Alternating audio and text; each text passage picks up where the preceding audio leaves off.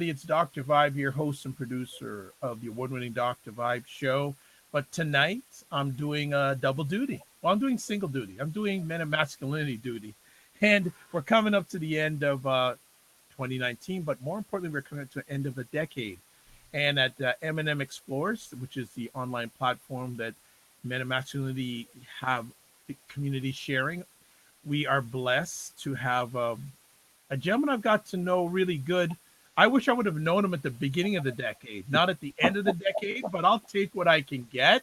Robert Leung is back with us. Always a joy for me to have Robert share with our audience from his heart. And one of the benefits I've had in this decade is getting to know Robert better. And I hope I've been a positive asset in his life. And tonight, Absolutely. we're going to have a conversation because I'm having a few of these conversations about the state of men at the end of the decade.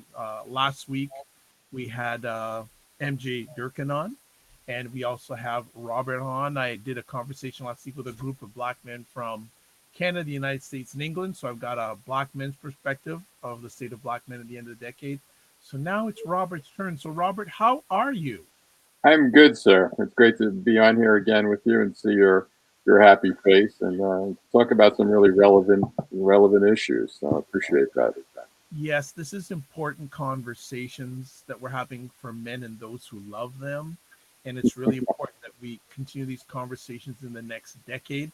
And we'll have a special announcement at the end of the conversation about Robert's further involvement going into the next decade. In the next decade, wow, that's interesting. Decade. And it's funny, I was speaking with some men last week on this conversation. They said, Dr. Vibe, until you told me, I didn't even realize that it was an end of a decade. Yeah, I think I'm one of those men too. There you go. So, Robert, let me ask you, if you can, compare your state of manhood now to the beginning of the decade. I know it's 10 years, but I have a feeling you can give us some thoughts on your journey through the last decade into your manhood. Wow, thank you. Thanks for that opportunity. Yeah, that's an interesting perspective to reflect on. 2010, huh? Well, 10 years older, I can tell you that, and feeling every one of those years actually as we move into the next decade. I have to say, with some back pain, but some really additional flexibility. I would like to say, which is an interesting word to use. Moving into another decade older, to have found a way to be more flexible about what it means to be a man.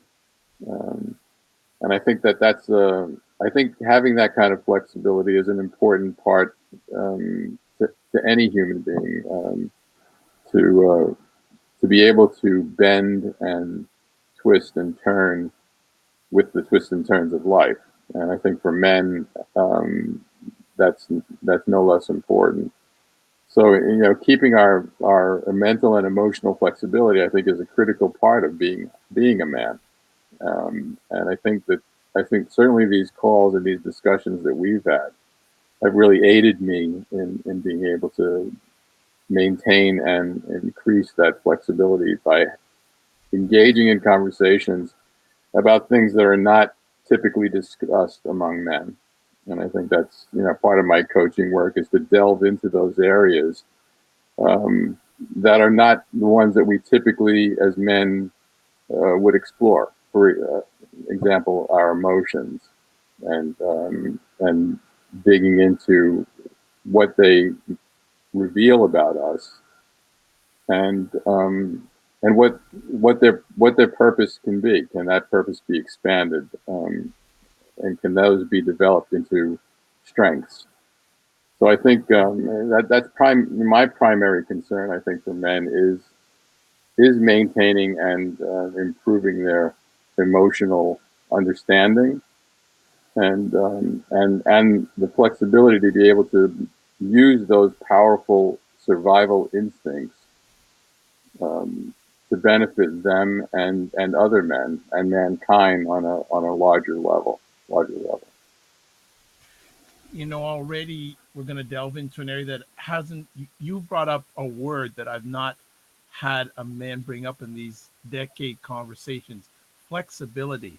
Mm. And I would probably say when you bring that word to myself and manhood over the last decade, I would say, and I want to expand on this, has I think that men's flexibility has been tested more in the last 10 years than probably any other decade.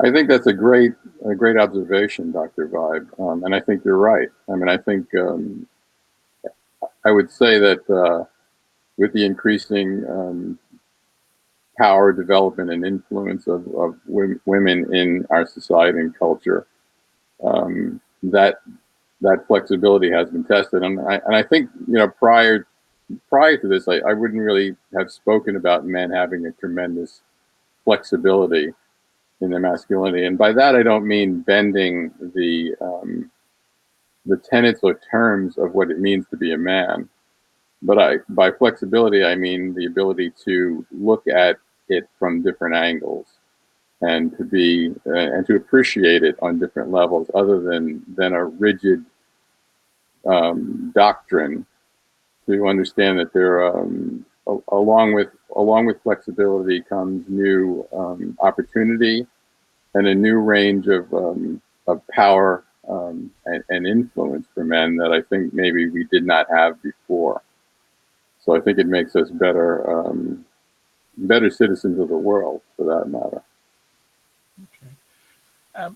With you helping men as you do, what do you feel are some of the challenges at the end of the decade that the men you are helping are dealing with?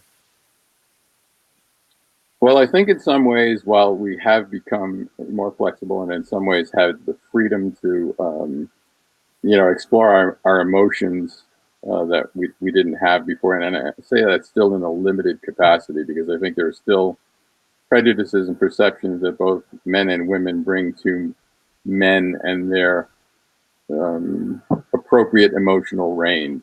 I'll put it that way. So I think that we're still facing our own boundaries and social and cultural boundaries about how how we express our emotions and what expressions they take on. So I still think that that challenge exists, but I think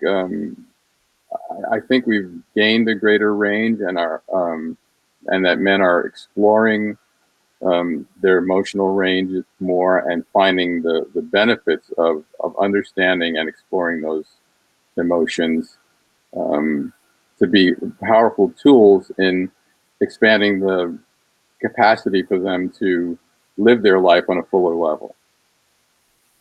So I think the Okay. challenges are still there. I think it's still challenging for men to do that, and but I think we're getting more support and understanding around that, both from men and women.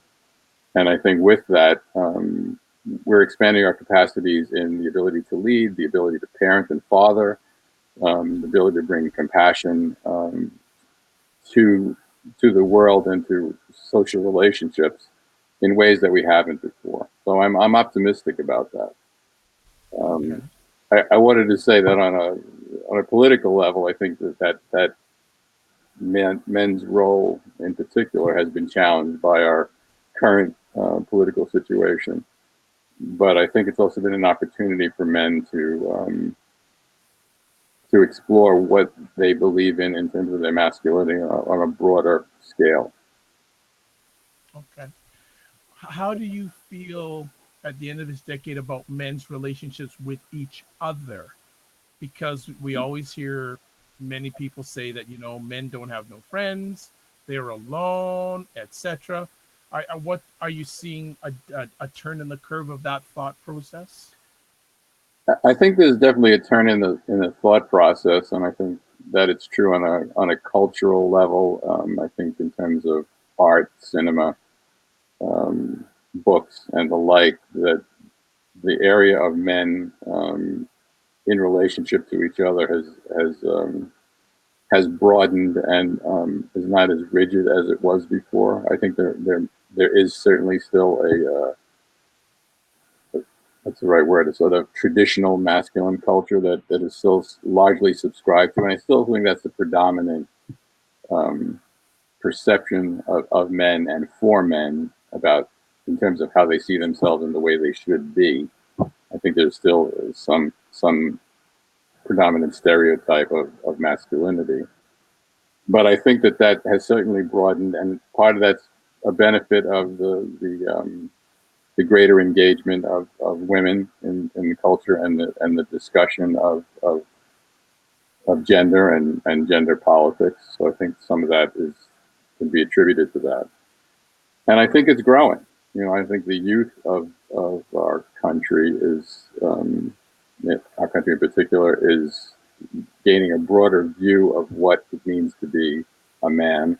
I think it's largely still an undefined area, so it's open for discussion. But I think that openness of discussion is valuable. I think that will benefit all of us in the long run. You mentioned our young people, especially with young men. What are you seeing on the landscape at the end of our decade about how our young men are existing in our world today? Well, I think the same challenge. I think the same challenges or similar challenges exist for our young men as well. But I'm optimistic about that. At least in the young men that I've engaged with and involved some volunteer work and coaching work, have shown a much more a broader understanding and acceptance of masculinity that seems a lot more flexible in terms of what it means to be a man and how you demonstrate that. So I think that I'm optimistic about that. I think that my generation comes from a much more rigid definition of manhood and how it should be expressed, and primarily there wouldn't be a lot of talking like we're doing right now. You would demonstrate your masculinity by strength, and in some cases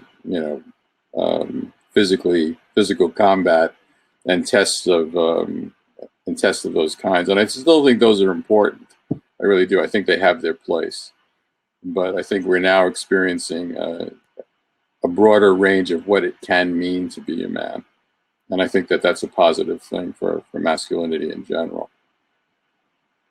Something popped into my mind here, and you encounter or help older men, younger men. Are you seeing, as we go into a new decade, and I'm very big on intergenerational conversations, Mm-hmm. especially with men, because my thought process is that the elders have the evaluated experience, the younger men have the energy, and when you bring those together, magic happens. Are we seeing that? Are you seeing that more and more as we go forward into the new decade? Well, I'm certainly seeing it in the work that I'm doing with the men that I'm working with, and I've been part of a couple of men's teams for a decade in one case, and a couple of decades in another. And there's always been this concept of fathering, and I think it's I hadn't heard it used quite that way, except in terms of my own father, I suppose. Until I became involved in the men's work, and this concept of men fathering each other is a unique idea, because it's obviously is greater than just your own parental relationships. It's a process of in traditional sense of older men literally acting in fatherly ways towards younger men and parenting them into adulthood. And that can happen not just with your father. In my case, my father was in the Merchant Marine. He was away from home a great deal of the time when I was growing up. In fact, I think out of my first 17 years, I think maybe he was home in total time for about 3 of those years in total time. So, having other men in my life, like an uncle and like neighbors who were father figures in that sense, and scout leaders, men who could set an example and give me that kind of advice was of great value. So they were fathering, even though they were not my fathers. So I think this concept is a valuable one in communities, to have men who are able to do that for boys who don't have access to their father as much as they would like to. So I think fathering, but I think fathering can also happen. It's not necessarily age related. I think there are men that I've been younger than, that I've been able to father in some ways as well, to give them that opportunity to have those kinds of discussions on a man-to-man level. And I think that that's a tradition and a skill that needs to be maintained and developed, and have some reverence for its importance. So I think any man is capable of fathering. Well, as always, I'm listening to you very intently, and there's, I think for future conversations, I'd love if you are, it's in your heart to talk about men and flexibility and men fathering each other. I think Absolutely. those are those are two huge topics that I've saw parking lot in regards to this. Uh, your journey continues along with men. You've been doing it for over a decade. Um, where Actually, did over 3 decades in so terms of well, you activity. go well 3 decades. So, so compare decade one, Oof. decade two, and decade three of men. and it's and no and the thing is, I'd like to know if there's been any any movement in the different decades, or is it, Hmm, are we still working with the same base? interesting. I did my men's weekend, which was the beginning of this process for me in '72. No, not what am I saying? 72, 80, 92. I apologize. In '92, and so that was the beginning of this journey for me of having men in my life in a different way, rather than just people I hung out with or as casual friends. Um, that was the beginning of me really interacting with men as a man, and learning the process of manhood, and having terms for how I lived. And so, and at that time in '92, I think the men's movement was in the midst of coming of age. I think that there had been men's movements and organizations prior to that, but I think it started to really come of age during that time, late '80s into the '90s, and it was certainly a vibrant time in our culture at that time, but it was in its infancy, and I think there was a kind of newness to it. It was like, well, okay, what does it mean to be a man in society, and how do you integrate that behavior socially with women, in the workplace, at home? What does it look like? So I think we were beginning to define that in the that decade of the '90s. The 2000s, I think we started to find, I won't say a comfort zone, because I think the work should never be too comfortable, but I think we were beginning to get our feet underneath us, and begin the process of really branching out and delivering that message in a way that we understood, and having other men embrace that message in well into the 2000s, and or into almost 2020 now. I think, it's interesting. I think there has been a shift in the dialogue. I think it's become a little bit more mainstream for men. It's not so unheard of to do a men's weekend, to explore your masculinity. It's not so unacceptable or intimidating, and I think that's good. I think for my purposes, I always like to keep a little bit of an edge to it, but I think that it's available to more men, and more men are. I've enrolled 2 men just recently in doing the men's weekend. One's the son of a man that I had enrolled before, and another one's a man I just had a conversation with. So I think there are men out there with a thirst for understanding what it means to be a man and finding, a legitimate vehicle for that. And I still don't think there's that many. While there are more men's weekends and opportunities like that, there's still not a lot. So I'm a big proponent of having that continue to expand. Supporter of what we do at Men and Masculinity and M Explorers, Mr. Tom Mack is in the house. Mr. Mack, how are Yo, Tom. I'm good, Doc. Hey, Robert. Good to see you, man. You too, man. I've been meaning to call you, but I don't have your number anymore, so you got to call me. Gotta stop throwing those numbers out, man. No, I got to stop breaking my cell phones. Yeah, right. Tom, I know you have something you'd like to share, so please do. No, it was more about listening because Robert and I basically come from the same cloth. I mean, he did his weekend in 92 and I did mine in 94. So I was more like listening to the 3 decades of how masculinity has evolved.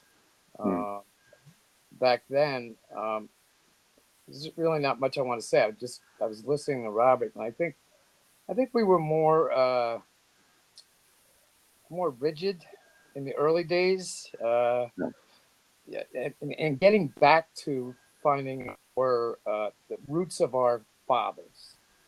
We were products of World War II dads, and even before that, and men started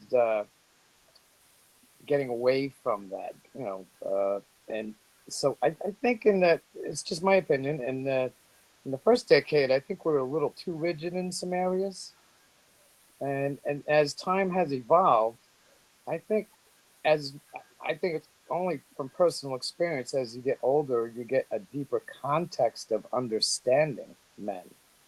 Like I remember going to team meetings, for example, we would have 8, 10 men, 12 men, and we'd have younger men, and here I would be married, and we'd get these men that were 23, 24 years old, and we expected them to have the same standards as us.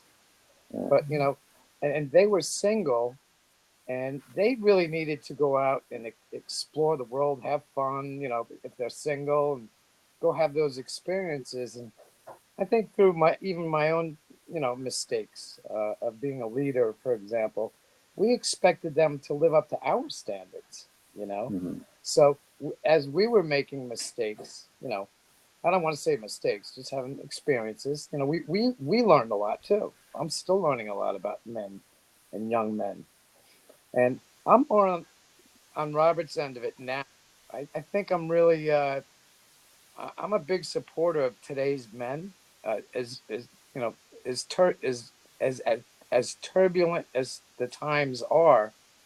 I think men are coming back to something here. Okay. I look at the world in a very positive way with young people. Okay. I think the younger men are exploring a lot of things. I think I'm on the same page as Robert with this. So, well, any thoughts on that, Robert? Go ahead, Robert. No, I think you're right, Tom. I think that there may be a turn. I think at the beginning, back in '92, for me, it was still a pretty raw time. And, you think? and there was it was a kind of a war zone to be in. I think there was a kind of gender wars going on at the time, and it was a vibrant time. I mean, there was an opportunity there to really discover yourself and recreate yourself in some ways.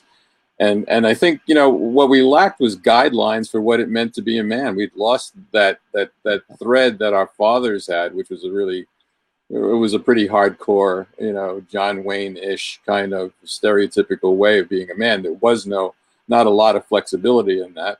And there was something to be said for that. I'm not disparaging that in any way, because I think it was a powerful foundation to build on. Oh yeah. But I think we kept some of that and expanded the range, and in a lot of ways, I think expanded the value and the strength of what it meant to be a man. by expanding the definition and engaging that flexibility that I was talking about. So I think it was an important time, and I honor all our fathers for laying that foundation down for us, and giving us something to build on, and to grow. And I think that's what's happened in the latter 2 decades. It's found its footing. It's become more solid and in a sense competent in delivering a definition of masculinity that works not just for society but works for men at the same time. And I think that is a unique place to be. Yeah, and I think it's my opinion. Those rigid times that we had back in the day,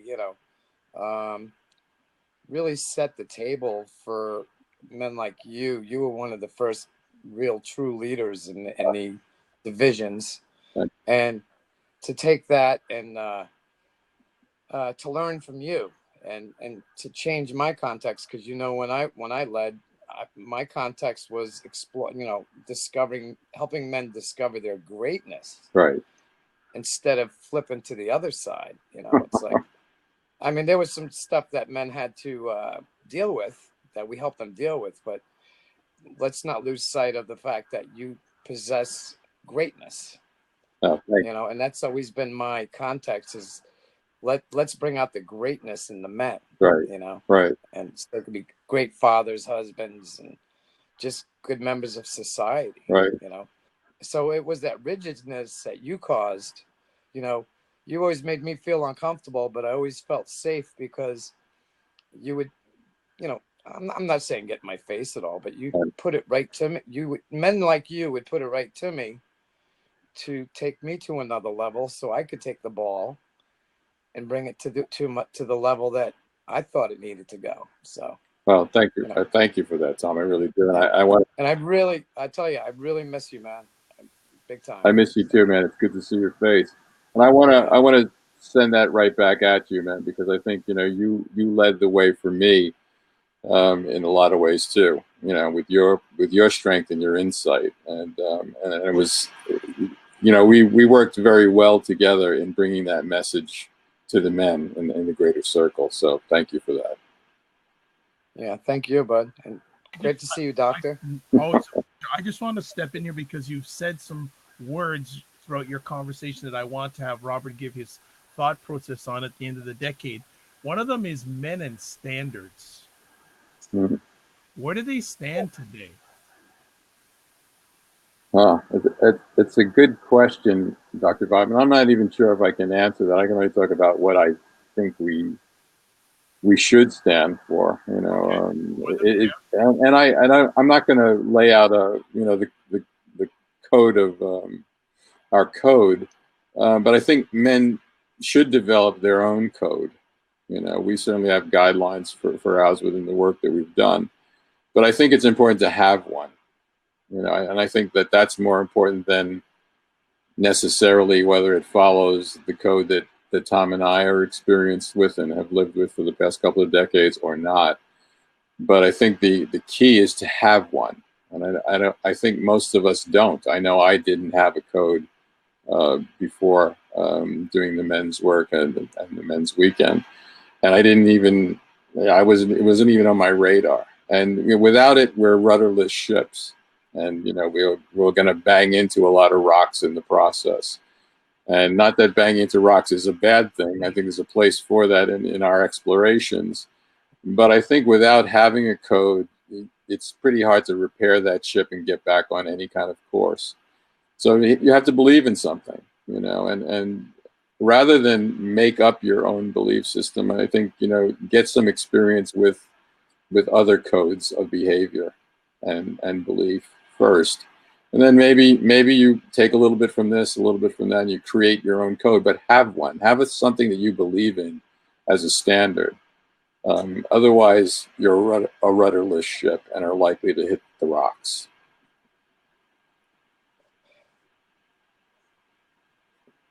Yeah, we actually. Oh, there you go.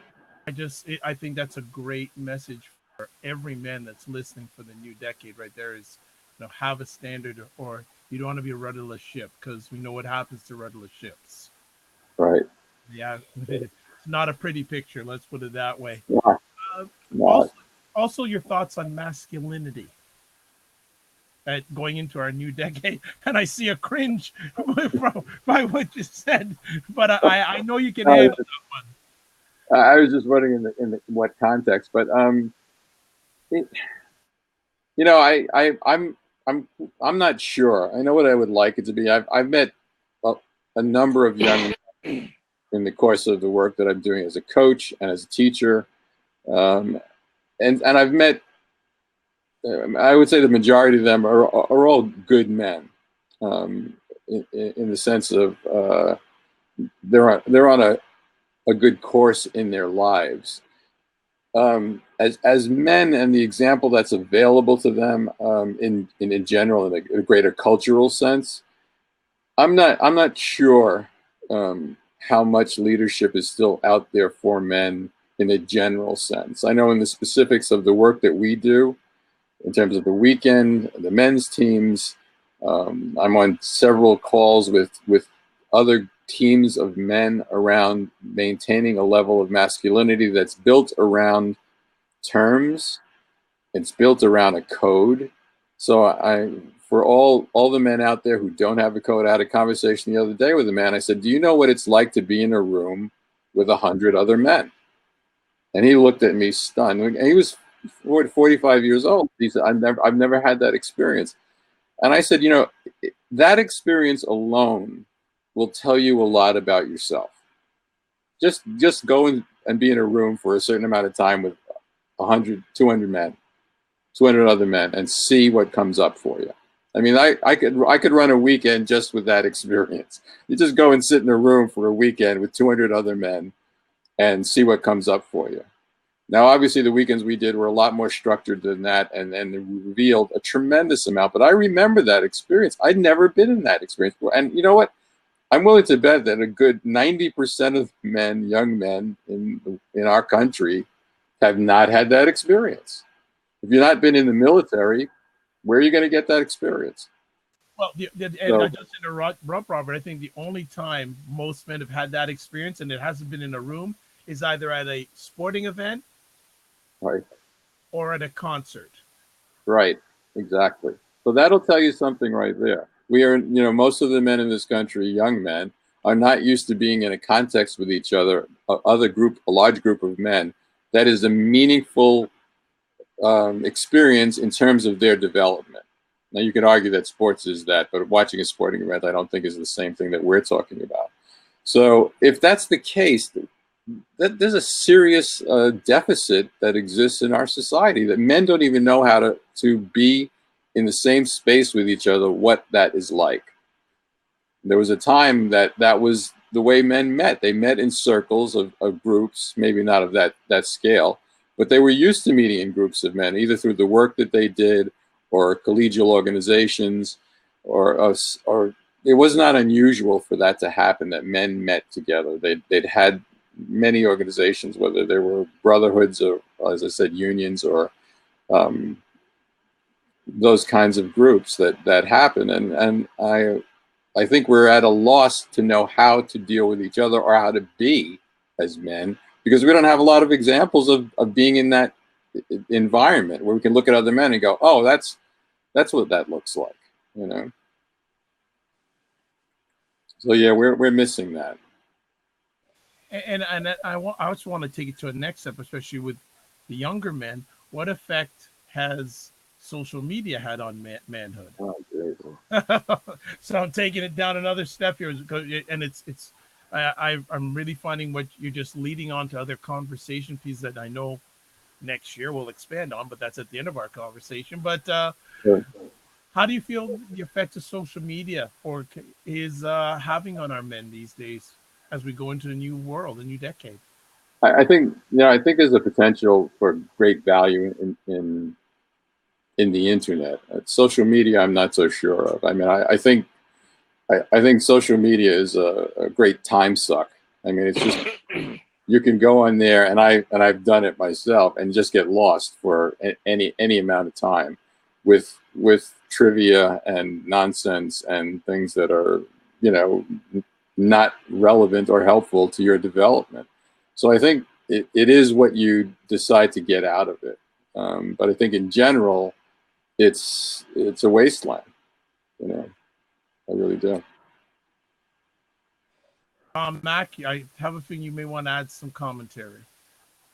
Yeah, I was just I'm on the same wavelength with Robert and probably you, Doc. But I think that this challenge, one of the reasons that we have gatherings, men's weekends, whatever, you know, uh, whatever male organizations are out there that to get together. The purpose is to bring out the togetherness, to be in a room with 200 men. I can remember being in a room with 276 men on my weekend, and I was a terrified little boy, and you know, I tried to mask it with bravado. Right. But by the end of that process, spending 2.5 days with 276 men, I felt a bond that I've never felt in my life. And the bond, I still carry those men with me to this day. And that's what had me continue to do the work. Yeah. So it kind of forces us to be together. And at times it can be uncomfortable, but at the end of the day, we're all walking out of those gatherings feeling more full, feeling more purposeful, feeling more edgy. Wow, men pointed something out. This is what I have to do. And I think what social media is doing, that it's having a backdraft effect. It's sucking them back into the darkness and loneliness of being alone and doing it by yourself. Yeah. And that's exactly the battle that we've been fighting for years. So it can be a real detriment if not used properly. Does that make sense? I totally agree with you, Tom. I think it's increased the